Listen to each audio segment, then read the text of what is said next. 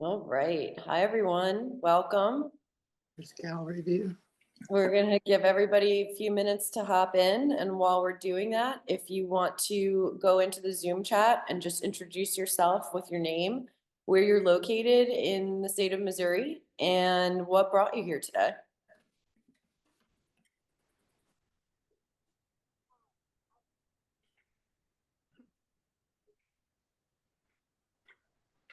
Hi.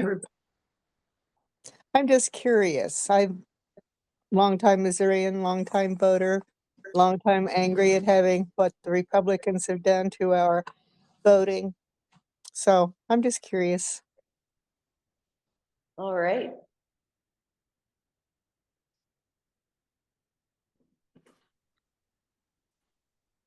Yeah.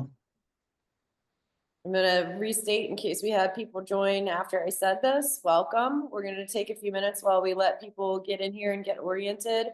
So just go into the Zoom chat and tell us your name, where you're located in Missouri, and a couple of sentences about what it is that brought you here today.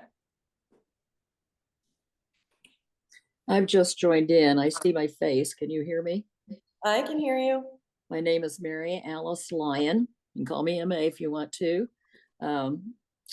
I think the Citizens Initiative is something that we have to have because I don't think we have representation otherwise if we are not a Republican right now in Missouri. And it's been here for 100+ years, and it's been very important in the past. Sounds like you already know your stuff, but we're going to talk a lot about that today. So thank you. Yeah, don't let me fool you. I'm just interested in it. Yeah.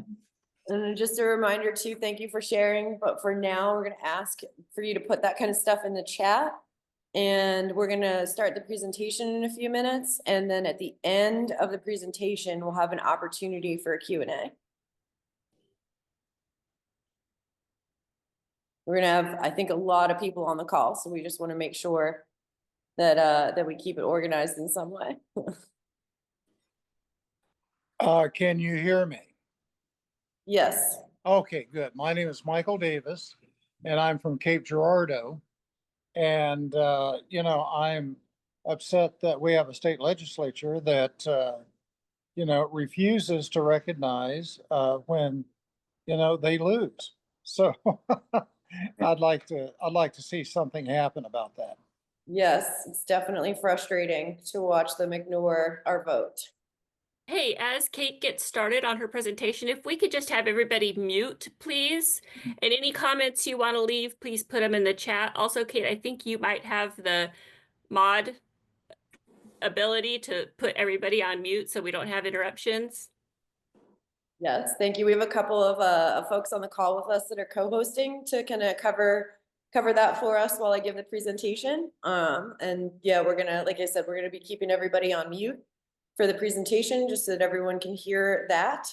And then when that's over, we will have an opportunity for you all to speak if you feel that you want to.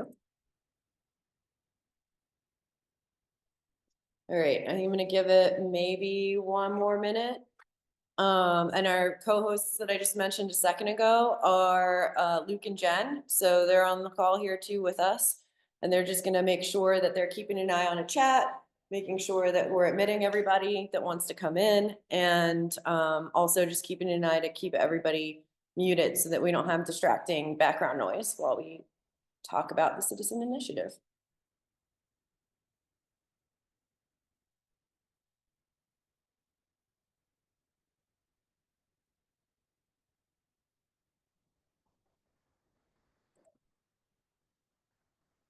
Lots of people in the chat. Thank you all for sharing. And I'm gonna get our slideshow started up on the screen and we will kick it off in just a minute.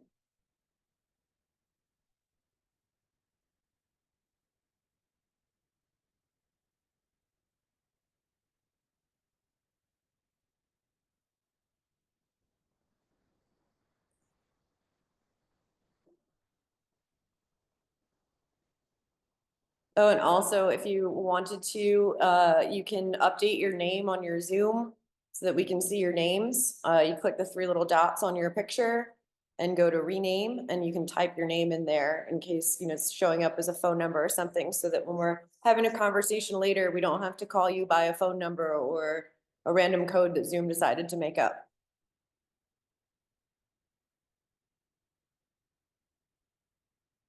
All right, I think we're gonna get started. Hi, everyone. Thank you for taking time out of your Sunday afternoon to be here with us today. My name is Kate Catania, and I'm a volunteer with Respect Missouri Voters Coalition. Like many of you, I became fed up with the way that Missouri politicians try to trick us and outright ignore the voices of the people. It's downright disrespectful. I felt that voting wasn't enough, and I wanted to do more. I attended an event in January, aptly called Do Something, where I met Sass and Tony Easter.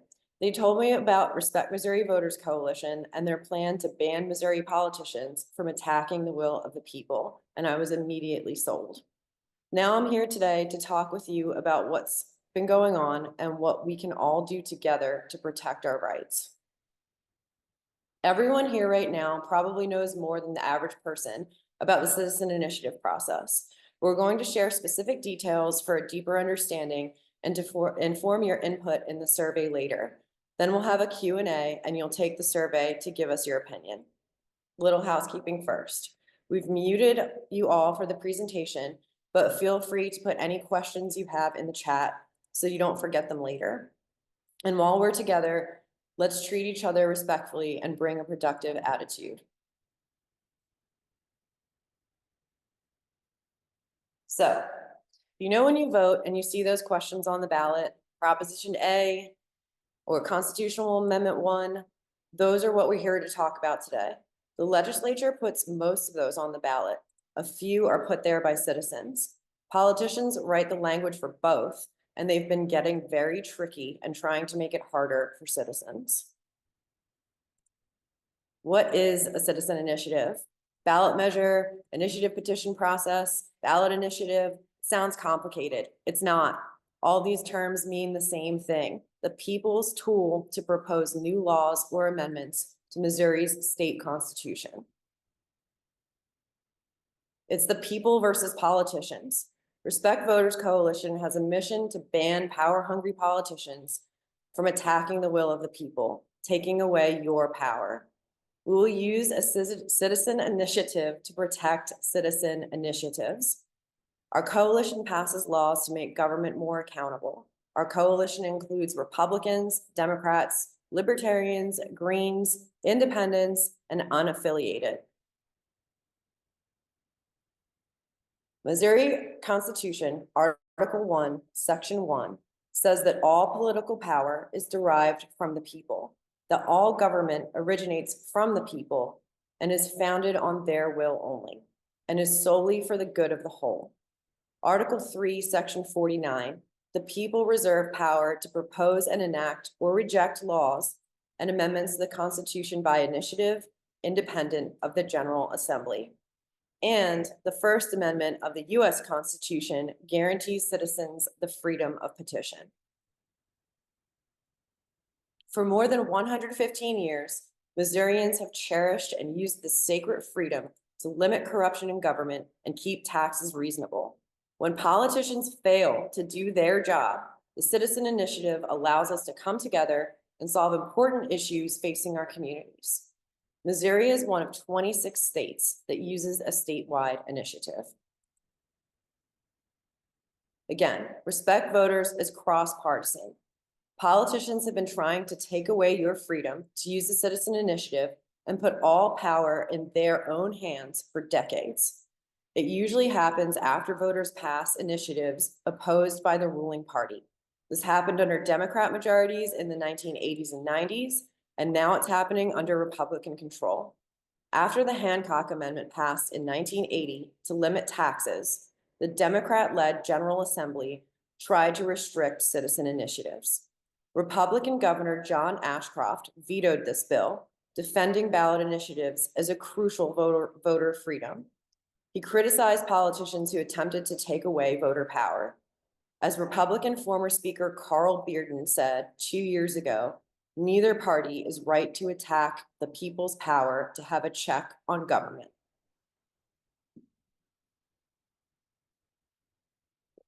Here are some examples of recent citizen initiatives amending the Constitution from conservatives, libertarians, and liberals, which gained majority support.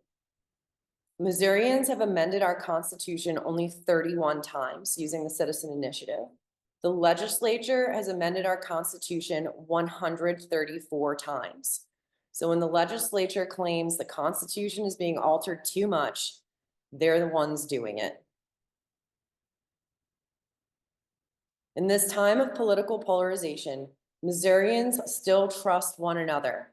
That's why citizen initiatives rank highest in voter confidence for how to make laws, because it's we the people governing ourselves. So a citizen initiative is largely 3 big steps: write an amendment, collect signatures, convince voters to vote yes on the ballot. In our case, the ballot will be November of 2026. Missouri citizens trust the process because of how hard it is. To get an amendment on the ballot, Missourians must gather about 300,000 signatures from across the state.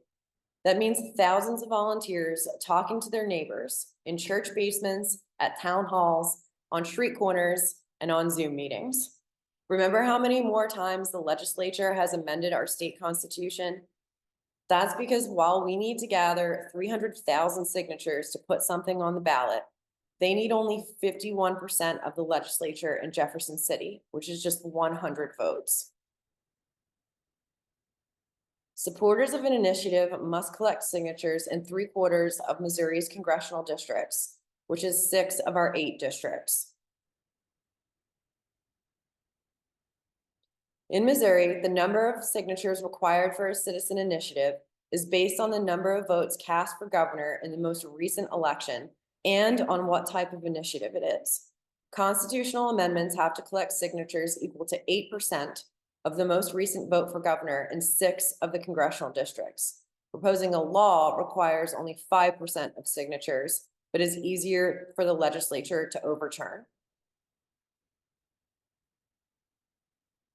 Here are a couple of examples of citizen initiatives that were voted into law in Missouri: the Puppy Mill Cruelty Prevention Act and Clean Missouri Anti-Corruption Amendment.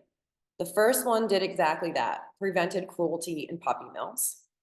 Clean Missouri took away politicians' ability to influence how their own district lines are drawn. That's called gerrymandering.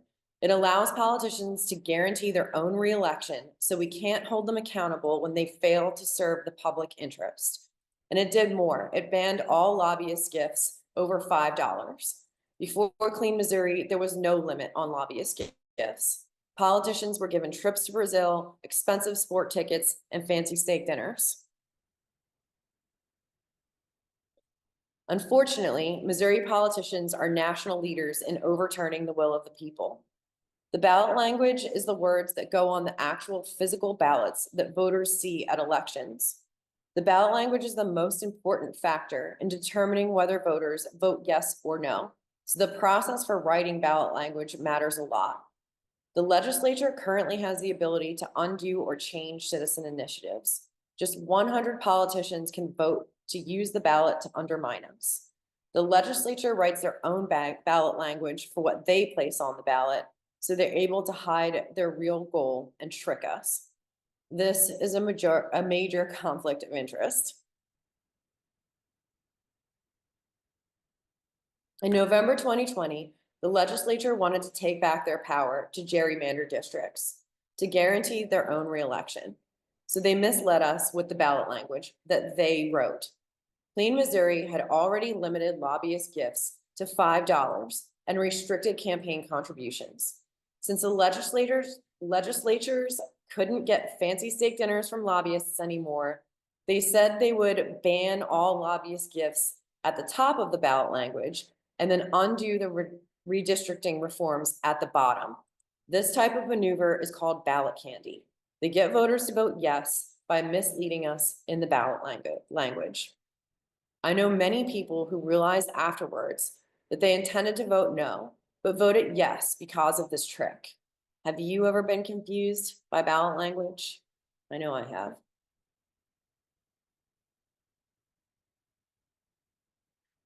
On January 8th began the Missouri legislative session with 17 proposed bills to undermine the citizen initiative. It gets worse every year.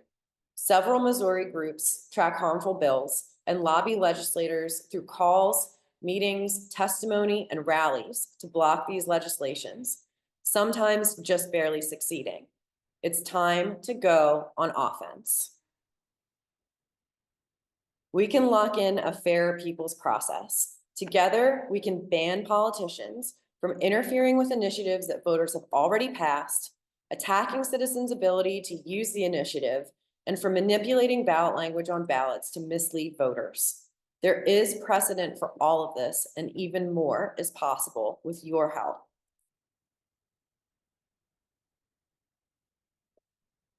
Here's how it's been done before.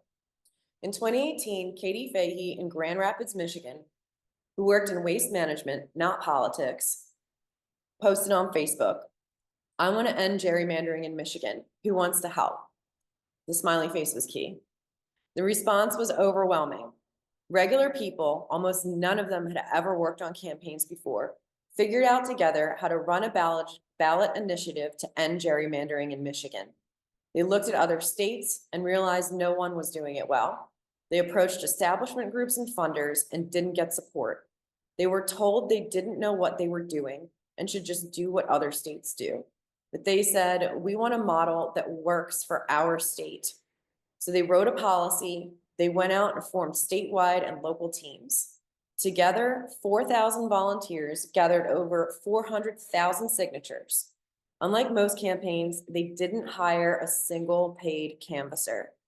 When those 4,000 volunteers needed to raise money, they said, "If each of us starts a fundraising page and each raises $10 from 10 friends, we can hit our fundraising goal by the end of the weekend." And they did. We face the same odds. We take the same approach. We organize people. We never rely on big money or powerful organizations to save us. We welcome help from other groups and donors, but we don't wait for anyone to give the people permission to secure the people's power. In November, voters showed they wanted change. The time is right to go on offense. With enough volunteers, voters can win any fight. Success would protect past votes, enable future reforms, and inspire other states. Respect Missouri Voters launched in December and has more than 2,000 people signed up today. We've held dozens of town halls across the state with over 900 Missourians showing up to give their input. Grow the movement and shape the policy. This is our last town hall before our policy summit in Jefferson City next Sunday, which you are all invited to. We'll analyze the data and decide what versions of policy to file. Then, after we get the Secretary of State ballot language and poll on it, we'll decide which version to start gathering signatures for. We have to turn them all in at the beginning of next May. Then we get voters to vote yes in November of 2026. We can let rich people and politicians decide the future of Missouri, or we can recruit 2,500 volunteers to gather signatures for 2 hours per week for 12 weeks. Here are some examples of the things you might consider doing with the time you're available. If you can do one thing, that's great. If you have a lot of time, we can find things for you to do that will allow you to focus your energy on accomplishing something positive that you can feel good about. We can build this coalition any way you see fit. We will self-organize into congressional districts, building relationships. This organization consists only of relationships between people, so please join us. In the words of John F. Kennedy, every person can make a difference, and every person should try. And in the words of Ronald Reagan, freedom is never more than one generation away from extinction. We didn't pass it to our children in the bloodstream. It must be fought for, protected, and handed on for them to do the same. All right, now we're gonna drop the link for the survey in the Zoom chat. Or if you are on your computer and you have your phone and you want to take the survey on your phone, you can aim your camera at the QR code on the screen and you'll get a link to the survey that way. Your input is really important to shape this initiative. We want you to take a few minutes to kind of focus on taking that survey. And if you have any questions about the survey, feel free to ask them now. Any other questions, please hold until the Q&A portion after we've all taken a few minutes to take the survey.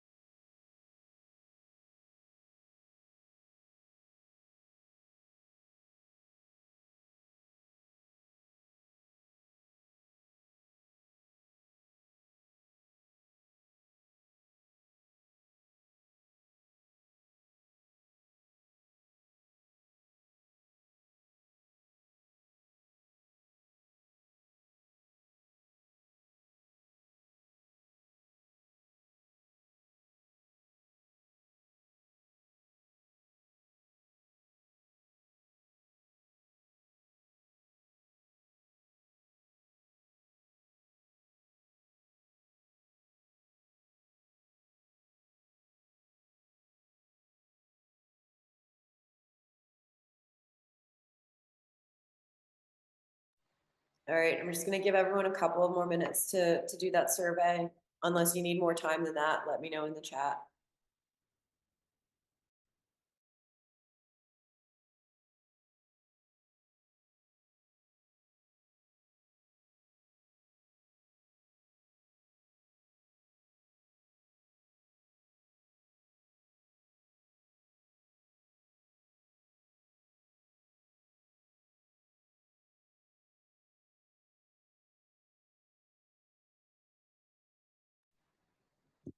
Does anybody have any questions about the survey that they wanted to ask?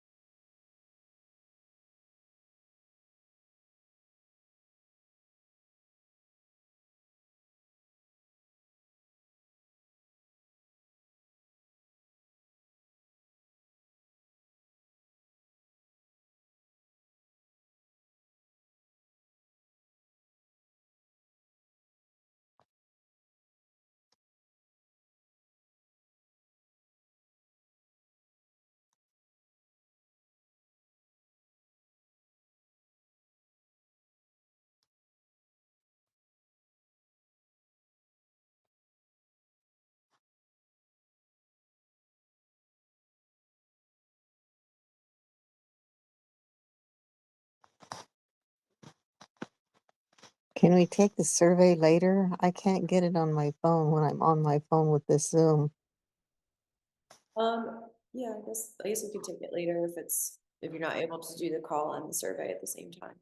Yeah, yeah, the phone, I'm not sure how to get to one without leaving the other and can't use my phone to take a picture of the QR code when I'm on Yeah. it. I don't know.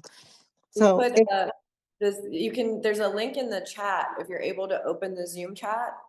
Jen just reposted the survey link for us there. So instead of trying to use the QR code, you can try clicking that link. Or write it down to use later. okay, that'll be helpful. I get your other messages in my email, so I can do that.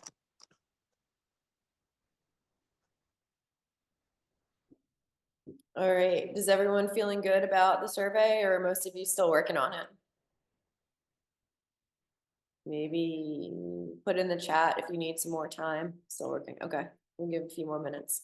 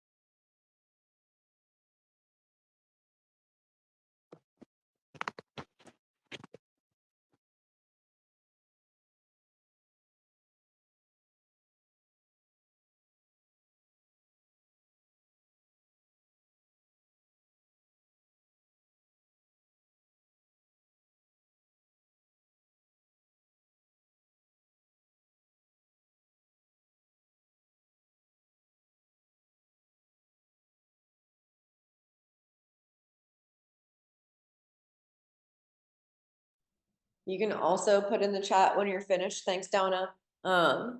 That's great. And when we start to see a lot of those, we'll move on to the Q&A.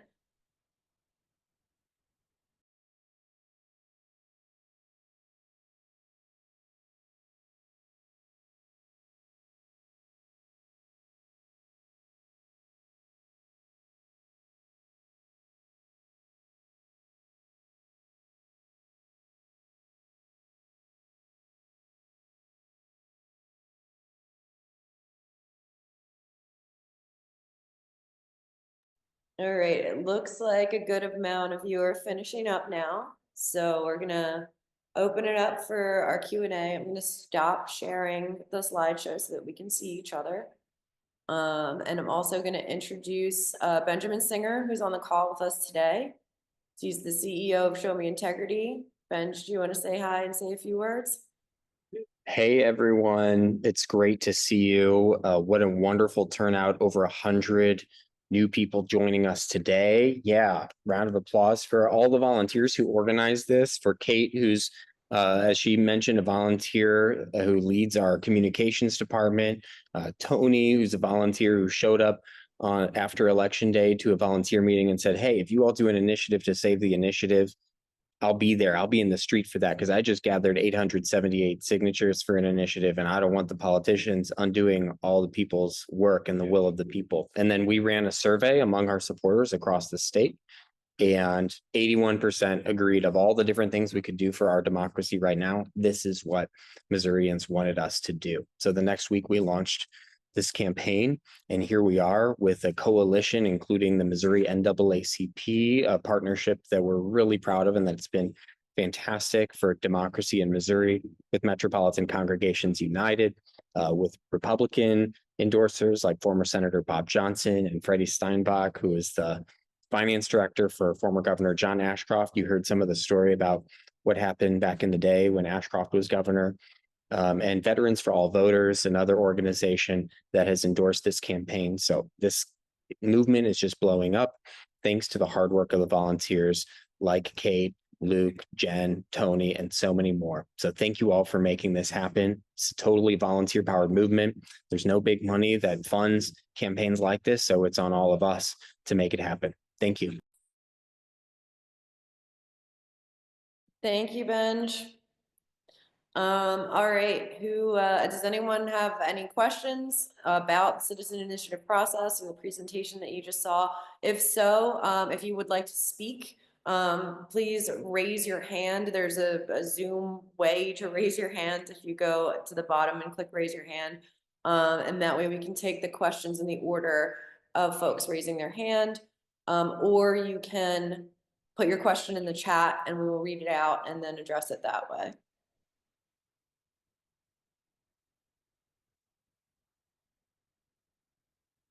All right, Katie, looks like you're first up. Katie Webb, you want to go ahead?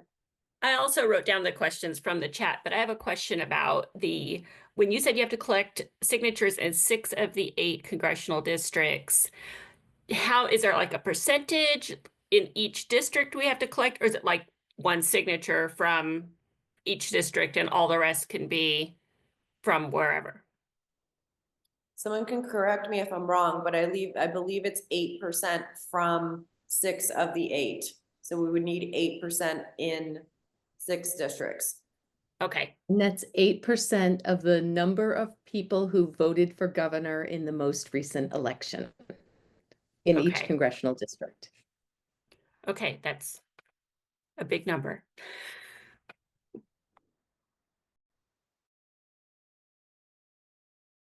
Grace, you want to go ahead?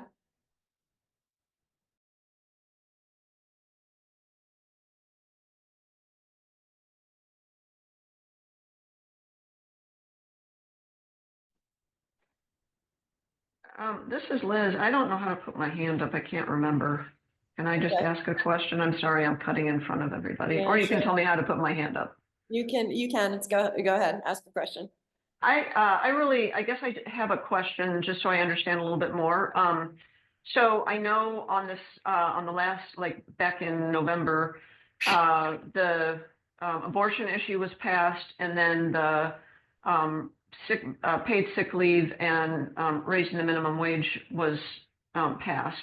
And as far as I can tell, although there's been some challenges to the abortion one, that seems like it's going to stick. Now they may put parameters around it, but it seems like generally that one sticks. But then the paid leave and wage increase, that one seems like I guess they're going to leave the wage, they being our state representatives, are going to leave the wage increase in place, but they're going to get rid of the paid sick leave. I'm just trying to understand, like, was there a difference in those two initiatives in terms of, like, did one change the Constitution and one was just a legal change? I don't really understand why they can change one and not another.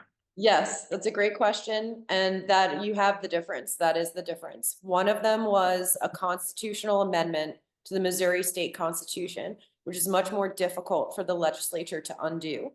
The minimum wage and paid sick leave was a law, and it's a lot easier for them to overturn the laws than it is for them to undo things that are in the Constitution. And if Benjamin or Tony want to expand at all on that, or nope, okay. I Good. think you nailed it. Happy to answer any more specific questions. Cool. Miller has had their hand up. Miller, if you know how to unmute yourself, we can take your question. Yeah. Yeah. So this is a people's initiative to prevent our politicians from ignoring people's initiatives. I want to know how this is going to actually have some teeth to it to force them to pay attention. Benjamin, I think I am going to let you take that one. Sure. Yeah, Missouri's one of only 11 states without any protections in place for the votes of the people. So our amendment addresses the problem in 3 ways. And of course, there are more versions that we're continuing to draft and file based on the input that we're getting from the people. And the final versions are going to be shaped by the policy summit that's next Sunday in Jefferson City from 11 to 4, as Kate said, and you're welcome to come and attend. So I'll quickly go through those 3 ways. So in terms of protecting past votes by the people, some other states have a similar policy as what we're proposing. In those states, in some of them, it's a 75% supermajority required in the legislature if they want to undo anything or propose an amendment that would undo anything that was passed by the people.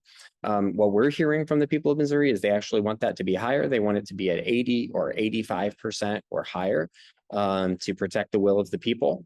So that's protecting past votes. In terms of protecting the process, it would prohibit the legislature from passing any law or referring any amendment to the ballot that would make it more difficult for citizens to use the process. And that it's very strong, and there's some precedent in other states for locking the legislature out of attacking things that are regulating themselves, like term limits, for example. And then the third piece is ballot language and prohibiting politicians from manipulating ballot language and putting stronger protections in place. And there's a lot of different ways to do that, by changing who writes it, by changing the criteria, et cetera. So to get to the crux of your question, what's to prevent politicians from actually undoing this one? Well, once it goes into effect, where it's going to take 80 or 85% of politicians to change anything that the people have voted on, now no longer can whatever party happens to be in power simply change what the people have voted on by a simple majority. That's what was happening back in the 80s and 90s when Democrats were in charge, when they were trying to attack the process itself. That's what's been happening now with the Republicans in charge now, trying to undermine the will of the people, reverse past votes, or attack the process itself. So this would protect itself and protect all other initiatives in the process. And it specifically says that anything passed by the legislature that violates those things is null and void, and any citizen can sue to stop them. Thank you, Miller, and thank you, Benjamin. All right, Cheryl Rose, do you want to unmute yourself and ask your question?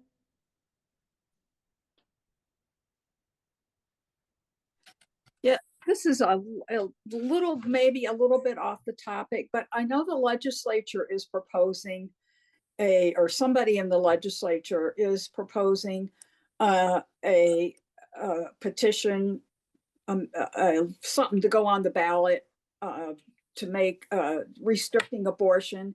If they get the signatures, or however that works, if that passes, which one goes into effect? Amendment A3 or what they pass? Do you get what I'm saying? My question. I do, and I'm not sure. Okay. I know how to answer it. Okay. That's okay. If nobody knows, I'm just. Tony, you're muted if you're trying to answer. I'm sorry, I was typing and I missed part of the question. I feel This is Barb Wilkinson. I can answer the question. Okay, go ahead. Yeah, there are 2 joint resolutions. There's a House joint resolution and a Senate joint resolution. The numbers are 33 and 54. The joint resolutions have the same language that would overturn Amendment 3 as it stands right now in the Constitution, and would add restrictions that say you cannot have an abortion after 12 weeks. Only in the case of rape or incest, police reports have to have been filed and submitted, blah, blah, blah. So the way that the legislature gets that to happen, they require a constitutional amendment, just like we did for Amendment 3. However, they do not have to collect signatures once the language in those joint resolutions is passed by both the House and the Senate. Their amendment goes on the ballot in November of 2026 for a vote. But if it wins, it's a constitutional amendment, and then we've already, Yes, and A3 is a constitutional amendment. it supersedes and Okay. overrides A3 Okay, that's because it's an amendment to change what is currently on the Constitution, I which see. is the language that we approved with Amendment 3. Thank you very much. Yes. Awesome. Thank you, Barbara. All right, Mason, did you want to unmute yourself and ask your question? Thank you, Kate. I wanted to ask about you can hear me, right? Yes. Okay. I wanted to ask about the voter initiative, and I know we live in a country of checks and balances, and Mhm. my concern is if there are initiatives that, whether or not they are supported, that we disagree with, that may receive out of state funding, maybe even deceptive advertising or forged signatures. What I'm asking is, how do we make sure that we check those initiatives if initiatives are in place? So if we end up raising enough to put on the ballot that we feel as though is not appropriate for the country, or maybe it was worded incorrectly. I know there was talk about on the survey that the Secretary of State pushes those, but again, there's all these issues that I feel like there might be within the ballot initiative that I have not researched, but I'm just curious how we kind of look through those to make sure that we're not running into problems. So addressing the deceptive language on the ballot itself is part of our plan. So one of the things that we would do is make sure that the question on the ballot is clear so people do know what they are voting for. And hopefully that will help with deceptive advertising and people being tricked into voting for something that they don't agree with. The rest of your question was about I can the- see either- Out to of state signature verification. influence, yeah, or signature verification, things like that. The Board of Elections of each county verifies the signatures for their county, and they take their jobs very seriously. And they have a set of signatures for each individual to compare them to, and they make sure the address matches the name. And it's an important process, a job that they perform that they take very seriously. Thanks, Tony. Benjamin, add something? Yeah, it's a great question, Mason, and we get questions like this a lot. The key that we're here to address is that if the people disagree with something that the people have passed, we are free to use the citizen initiative to change it. And part of what we want to accomplish with this campaign is establish this volunteer network all across the state so that it doesn't take millions of dollars to qualify something for the ballot anytime that citizens want to place something on the ballot. So it can be a true grassroots movement. So if someone from out of state comes in with millions of dollars where they want to profiteer off of Missourians, that we as volunteers will maintain this network going forward from this campaign so we can gather signatures to change that and make sure that we protect the will of the people. What we don't want is for politicians, for whatever party is in power, to be able to overturn the will of the people, including of Missourians, with just a simple majority. If there's something that clearly needs to be changed because it's not serving our state, that's where this idea of with 80 or 85%, if there's clear bipartisan consensus that something needs to change because this is bad for our state, the legislature can change that, or again, we can take power into our hands. So this initiative and the campaign and the network and the movement that we're building is all about putting that power back in the hands of the people to stop that kind of special interest influence, whether that's being funneled from out of state money or through our legislature itself. I had another question, but I'll jump back in line and let everybody else think it's separate from this one, but I'll jump back in line and put my hand back up. I appreciate that. Thank you. Nancy Zelliff.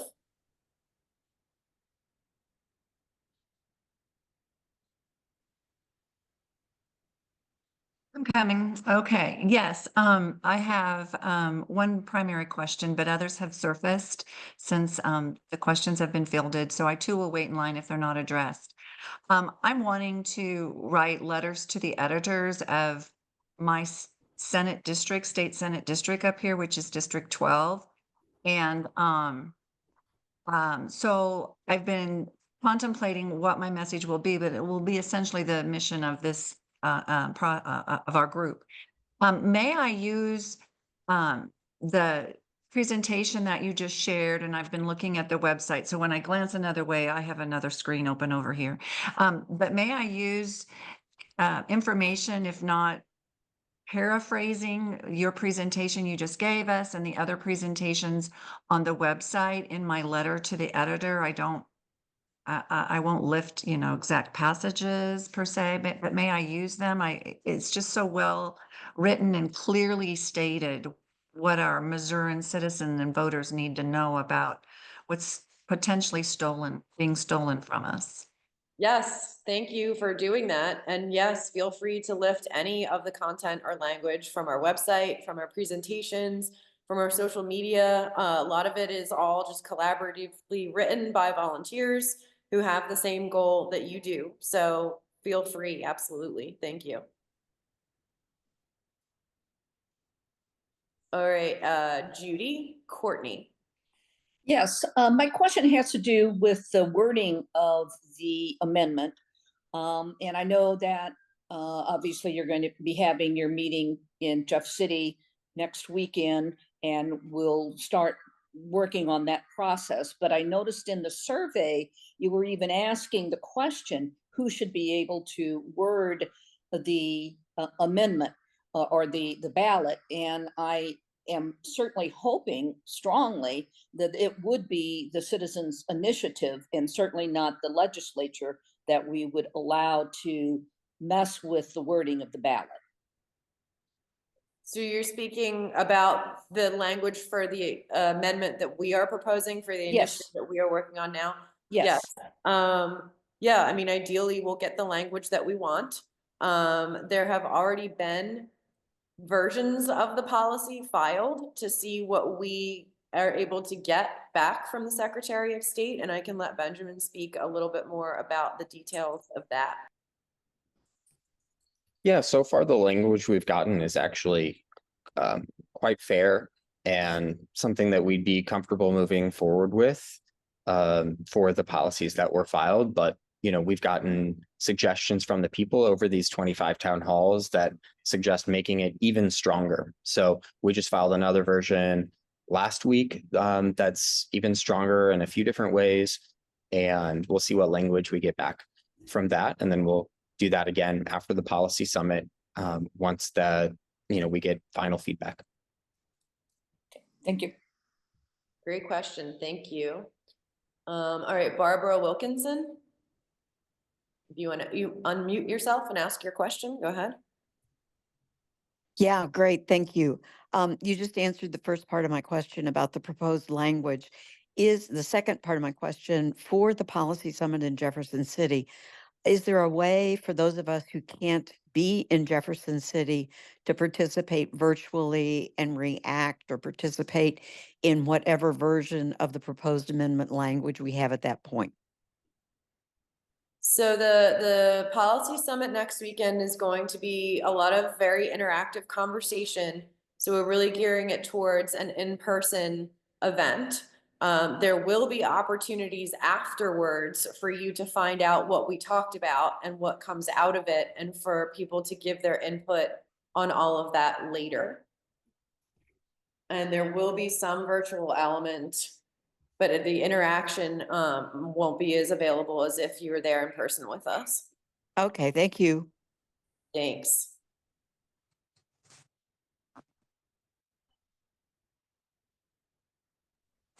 All right, Mason, you're gonna ask your next question?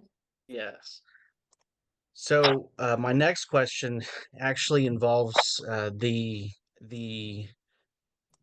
when it comes to the will of the people and our desire, would not a good approach also be just putting in I guess funding, and I know it's easier said than done, and focus on just voting for different legislatures?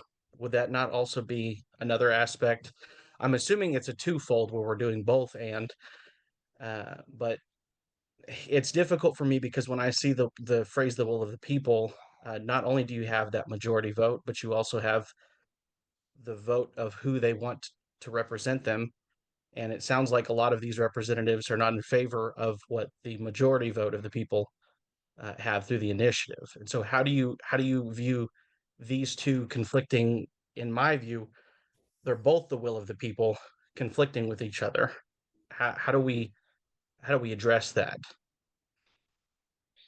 I saw Benjamin nod when you were asking that question, so I'm gonna let him take this one too. Yeah, it's a great question. And it really speaks to what Kate presented during the presentation about, for example, how the legislature undid Clean Missouri. Because as she said, that was a way to hold our officials more accountable. Right now, when political insiders are able to influence the districts that are drawn, then they're able to choose their own voters instead of voters choosing politicians. So in terms of voting for legislators, it's hard to hold them accountable when they fail to do the will of the people because they have influenced the drawing of their own districts to guarantee their own reelection. So that's why the initiative process and protecting it is so important, because if we're going to pass reforms that make our government more representative of the people and stop the way that votes and money influence these elections in ways that are so unrepresentative of the people who live across the state, we're not going to be able to hold our officials accountable. We have to change the system.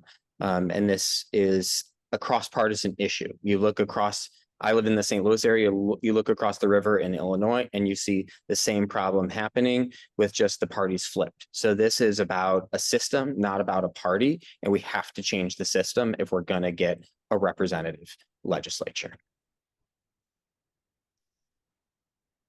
Well, and even if that, thank you, Benjamin. Even with that, and they do their own kind of their own representative or their district that they draw up. I still wonder you can't still can't push for a representative that is more in line even within that district, because looking at the efforts for these voter initiatives, cannot the same amount of effort be put into pushing for different representatives who would respect that way? There's not that contention.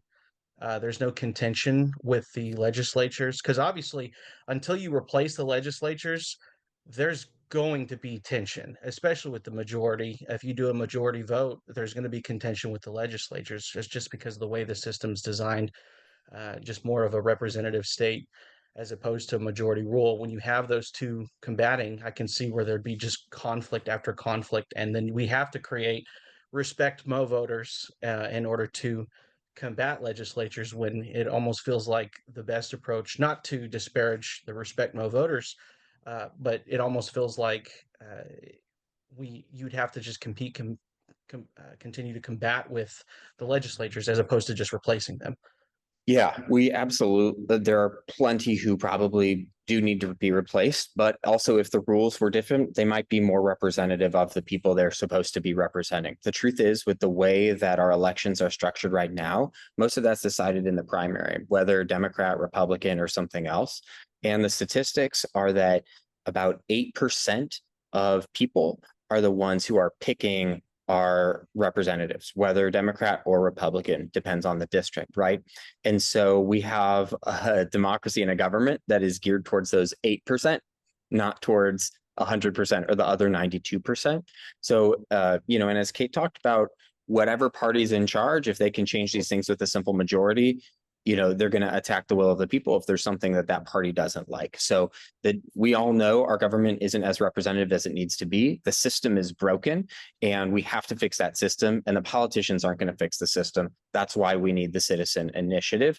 But we are definitely looking at movements in other states, Mason, that do both, use citizen initiatives and work to protect the process, and also do electoral work to elect people across party lines who are going to do the will of the people. And so that's definitely something our movement could do in the future, and do both and find those champions of democracy across the political spectrum who are willing to stand up and defend what the people voted for as well. So thank you for that suggestion, and we'll take that into heart.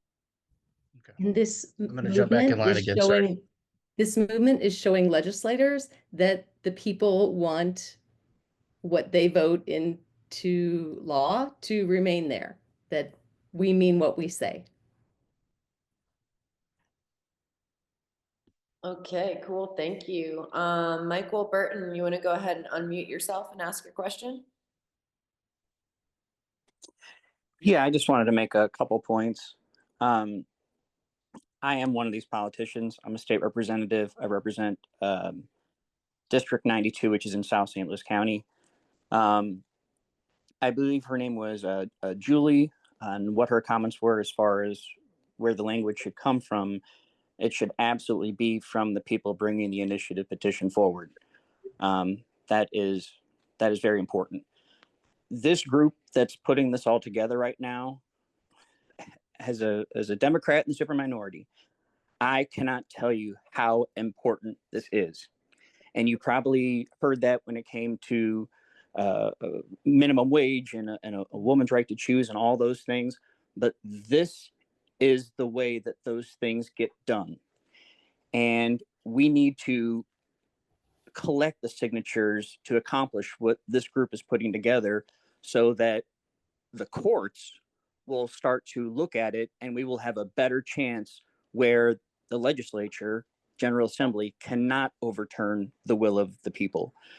There was another gentleman that was just speaking and asked about, getting more representatives in there that are not going to try to overturn the will of the people. And you can go on mohousedems.com and there is a donate $5 now button on there. And that group targets swing districts to get more Democrats elected. And we just need to flip 3 more seats to Democrats and we'll be out of the super minority. Sorry, Michael, we're so glad that you're here and I appreciate the sentiment of appreciating our movement. We do want to try to keep this as nonpartisan across as possible.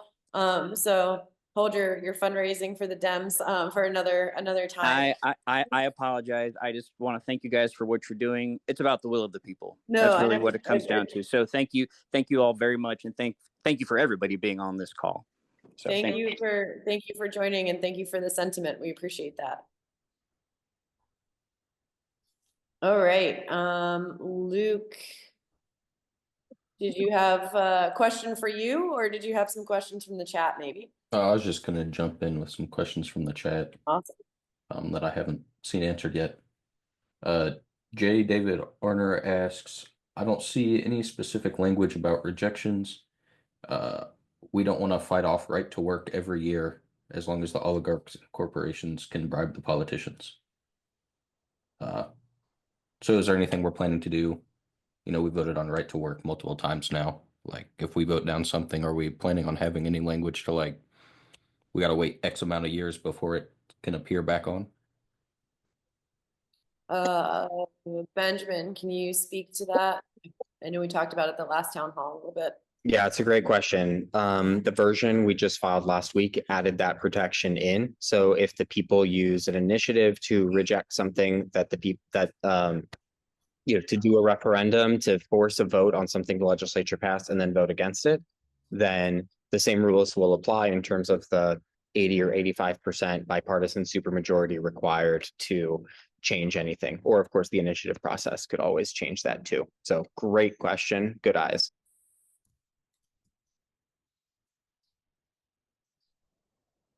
I see one more from the Luke, chat did here. you have other questions from the chat? Yeah, it looks like there's one more here I haven't seen answered. From Vicky Wilson.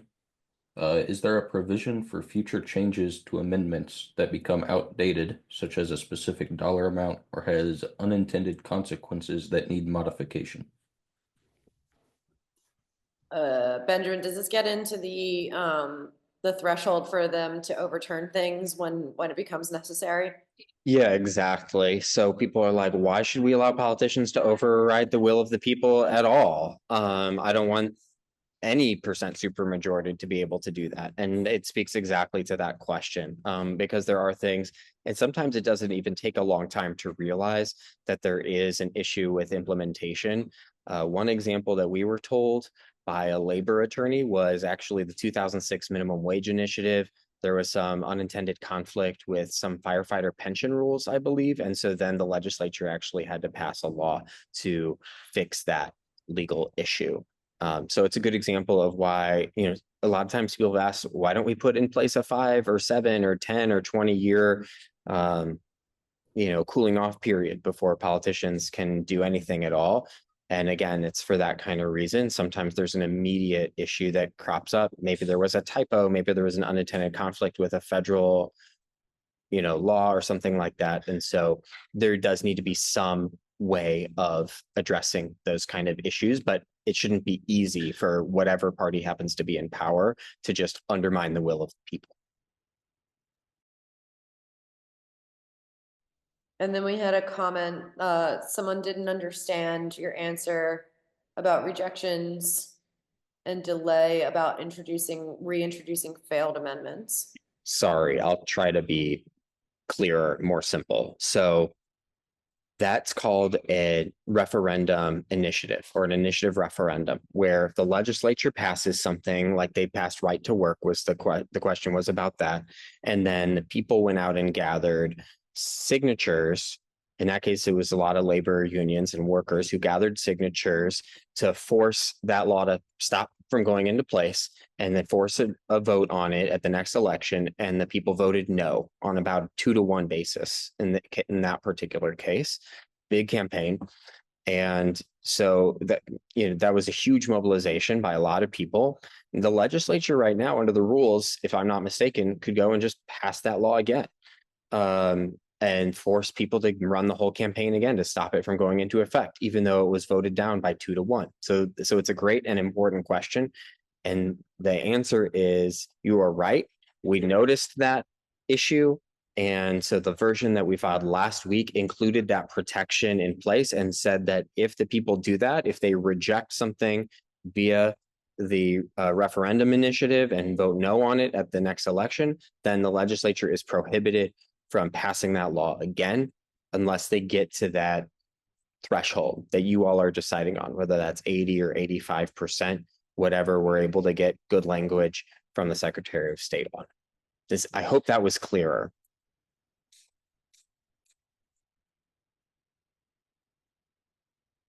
All right. Mason, you had another question.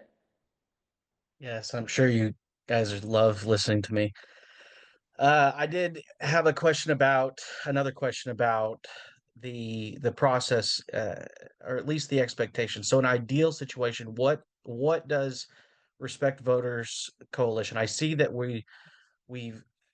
there's processes that are being taken and steps that are being taken to limit legislative authority over voter initiative, but at what point will there be no more need for any efforts like this? Like, when do you reach the peak of we've gotten what we've wanted out of this? And I have a follow-up based on your answer, if that's okay. We've gotten what we wanted out of the town halls and the conversations that we're Yes. having. So obviously there's laws wanting to be passed, and the legislature is trying to do everything to thwart those laws or delay them. What legislation is the voter initiative trying to push to make it to where if we have a voter initiative, it would limit or hinder or prohibit any legislature from overturning that, anything like that? At what point will we reach the description of in law of what voter initiatives will have protections, basically? What protections will they have in the future of ideal? Now we can go step by step in that direction of saying, okay, they can't, like you were talking about, how many votes it would take to overturn different amendments, things like that. As far as the initiatives, when will we reach the point, or what's the end goal? What direction are we going at? If we're looking at a direction, say this is the goal we want to reach, and we're going to have to take steps to get to that point. What is that goal? Where is that at? So we are proposing initiatives to achieve 3 goals. Ban the legislature from overriding things that have been passed by citizen initiative. Okay. Ban them from making the citizen initiative process harder. It's existed for 117 years and the process is good. So ban them from making the process harder and ban them from using misleading language on the ballot to trick voters into voting for things that they don't mean to vote for. Those are our 3 goals. And every legislation, everything we submit to the Secretary of State is to achieve those 3 goals. Okay. And so And that eventually first we'll one, choose one of the things we've submitted to collect signatures on. okay. So that first one that you said, you want to make sure that the initiatives have, like, the legislature can do nothing towards the initiatives. Was That they that can't overturn the will of the people just okay? for the sake of overturning the will of the people. If say, for example, we set it so that they have to have an 80% supermajority of the House and the Senate has to Mhm. approve a change to a citizen initiative, that's a high bar to achieve. And Yeah. if they had a legal reason to need to do that, it would be available to them. But the ideal would be either 100% or not even give them the option. Is that the ideal? That's how a lot of people feel, but it's not realistic. Okay. Okay. Well, 80% is and not set in stone, but right now, one party has 70% of the House and the Senate. yeah. And that's a And the lot reason for any why, one party. of course. And the reason why I push back is because I know we've been using the will of the people comment, and Benjamin had addressed it earlier.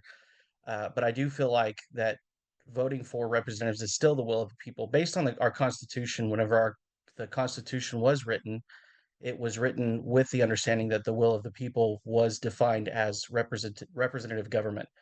And I think the issue is, my concern is if there are going to be majority votes, like initiatives that are passed, that may be what the people as a whole want, but may be a hindrance to the state and the people, even if they want it or not. And an example I would say would be, I know it was 200 years ago, but the existence of slavery, because slavery was extremely popular in our culture.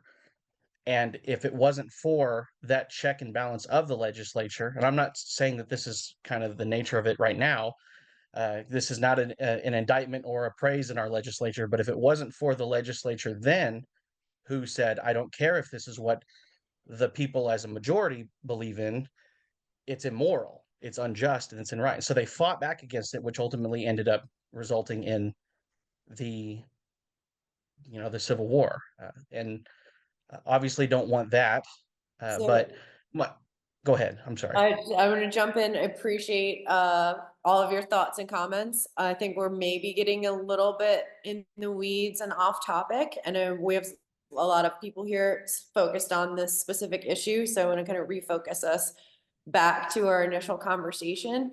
And I also want to check in and see if there was anyone else who has a question, who feels like we have not addressed your question. I could say something for real quick here. Sure, go ahead. We are a cross-partisan organization because we believe we are standing on a rule of law here.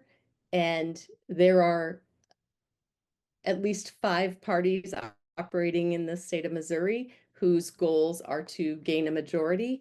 And that hasn't happened. I mean, no, that doesn't consistently happen for any of them, except for one, and at any given time. And so this is about doing what's right because it's right, not about politics. Thank you, Party. Tony. That's a great point. Katie Webb, you have your hand up. Hey there. Okay, so just in the chat, somebody had asked, there were 2 different questions. Somebody asked what language was being proposed at the policy summit, and if it would be posted somewhere eventually. And I think they're looking for like the different options that we're putting out. Like Benjamin had said, oh, we've submitted options to the Secretary of State to see. And the question was like, when do we get to read that? So the timeline on exactly when, I'm gonna let Benjamin answer as well, but the plan is to let you all read that, and we're gonna poll and survey on which version we like best to gather signatures for. Ben, do you have a time frame. I think we're looking for May, April to start no, not April, May or June to start collecting signatures. Yeah, so I'm happy to drop some links. Actually, I'll drop a link to the Secretary of State's website in the chat. You can read on the Secretary of State's website, their versions 16 and 17 are ones we submitted. Those are the most recent ones we submitted that there's language for. And then the one that was filed last week, you can also find there on a different page. I think that's Secretary of State version 36. So you're welcome to review those. We'll also take feedback on those at the policy summit. I'll drop this one in as well so you can see 36. So version 36 here is the new one. Yeah, and people at the policy summit will get to help decide on the final versions that are filed, and then we'll decide as a movement, based on how Missourians feel through polling and what volunteers feel as a movement and what coalition partners might want, what version we all want to move forward with. So very transparent, inclusive process. We have folks who come to town halls, and next week they're on the policy department, helping go through those comments and survey results and help make those decisions and participate in those discussions. So definitely a very open, democratic with a lowercase d and transparent process. Thank you. All right, I'm going to take a question from Cheryl Rose, and then I'm going to share a little bit more information for things you can do to take action to help us out now. And then if there are still people who want to stick around and chat after that, you're welcome to do so. But we want to make sure we get to Cheryl's last question, and then I want to make sure that you all get this rest of this information. Okay, I saw a question in the chat that wasn't answered, and somebody asked why we need 300,000 signatures when it's 175,000 needed to pass. So those of us who worked on the abortion amendment know that answer, but maybe some people don't. Sure, great question. Thank you. The reason that we need so many more signatures than are actually legally required is because some of the signatures aren't good. People put down their wrong address because they don't know the proper voter registration address, or they fill out a ballot petition form for the county that they're not registered to. There's parameters that we have to follow when we're collecting the signatures. And if those aren't strictly adhered to, the signatures can be rejected. And so what we do is we over collect to make sure that somewhere in that 300,000, we have good signatures that meet the requirements. Thank you for that question. And I'm going to share my screen again real quick and put up a slide with our social media, and hope that you all will find us online and join our social media to join the conversation. This is where you can hear about the different things that we're doing, the different events that we're having, and to just get involved and start speaking with each other. So I think that also Luke is going to throw those links up in the chat for you all. And then the last thing we're going to ask before we get back to our conversation with those of you that want to stick around and talk some more is for everyone to please turn your cameras on. We're going to do a sort of screenshot of our Zoom call here so that we have something similar to our in-person town halls of all of us having this conversation together. And let me just give you all a minute.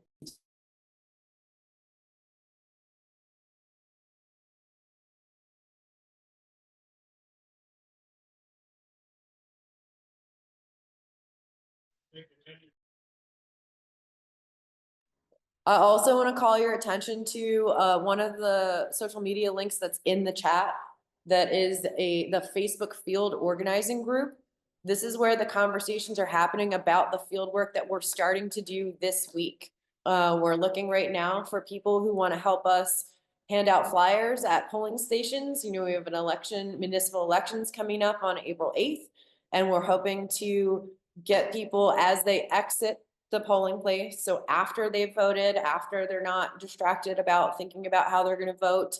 And so that it doesn't seem like we're trying to approach them and tell them how they should vote in this election.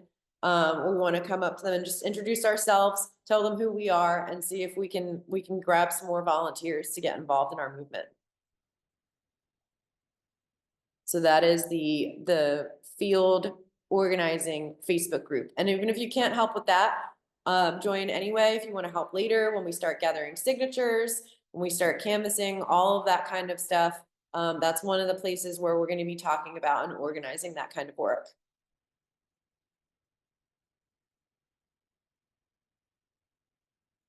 All right. Thank you all for turning your cameras on. I do appreciate it. And we're gonna maybe stick around. If you all want to keep having a conversation, we'll stick around for a little bit longer. So if anybody wants to speak or has any more questions that they want to put in the chat or final words they want to share with the group, now's the time.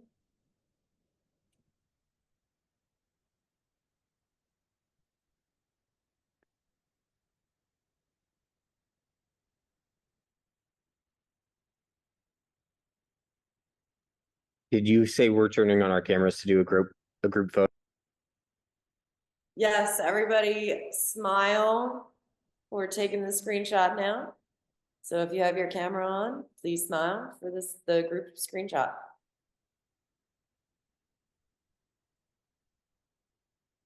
A little bit longer. Somebody want to tell a joke? What do you All call right. what do you call 100 rabbits jumping backwards? Don't know. A receding hairline.